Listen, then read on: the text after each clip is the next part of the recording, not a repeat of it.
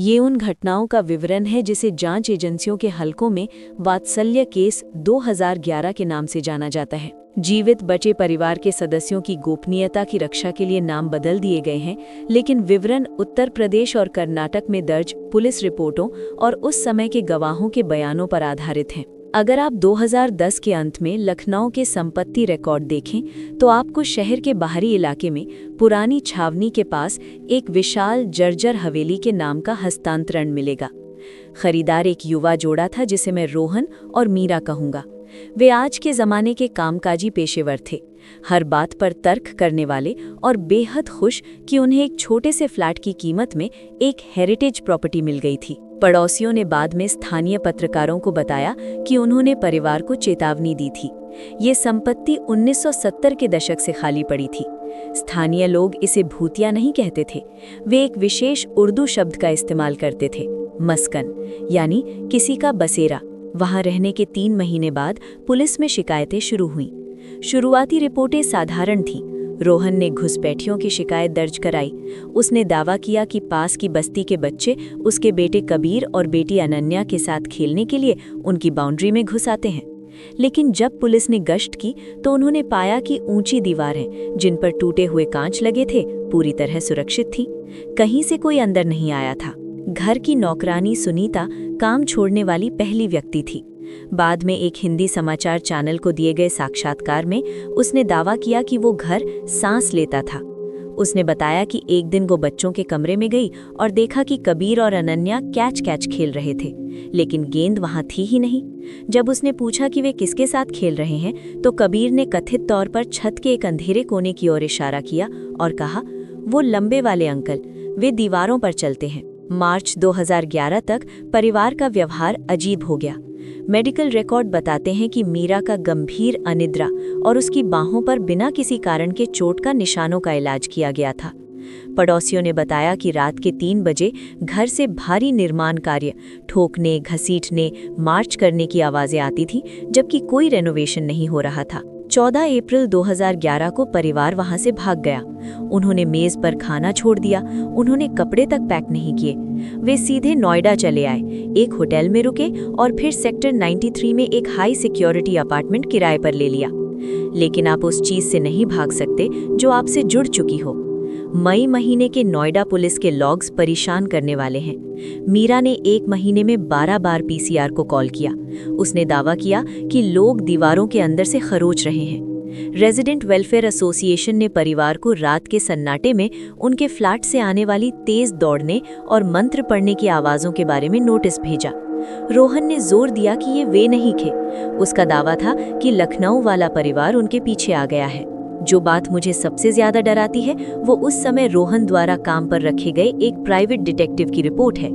जासूस ने दावा किया कि जब वो लिविंग रूम पर नजर रख रहा था तो उसने देखा कि परिवार की बेटी अनन्या नींद में चलती हुई बैल्कनी के दरवाजे तक गई, उसे खोला और झुककर ऐसे सलाम किया जैसे किसी को अंदर बुला रही हो।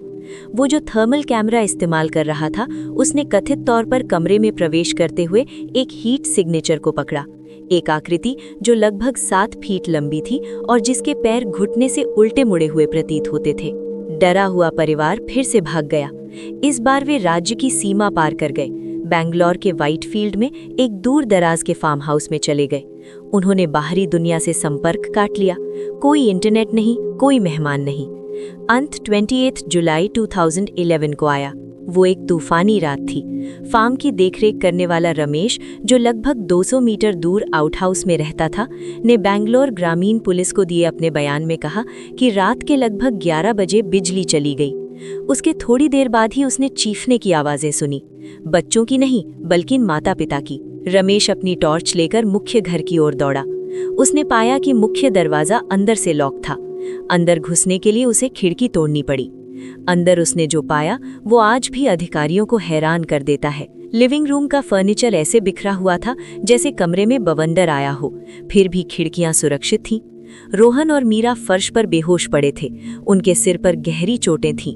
अनन्या एक अलमारी में छिपी हुई मिली, जो सदमे में थी और कुछ बोल नहीं पा रही थी। लेकिन कबीर गायब था। पुलिस की आधिकारिक थ्योरी अपहरण की थी। उन्हें संदेह था कि शायद परिवार की हताशा को देखते हुए किसी गिरोह ने घर में घुसने की कोशिश की, लेकिन फोरेंसिक सबूत मेल नहीं खा रहे थे। बंद कमरा, हर दरवाजा और खिड़की अंदर से बंद थी। कोई चिमनी नहीं थी, कोई बेसमेंट नहीं था।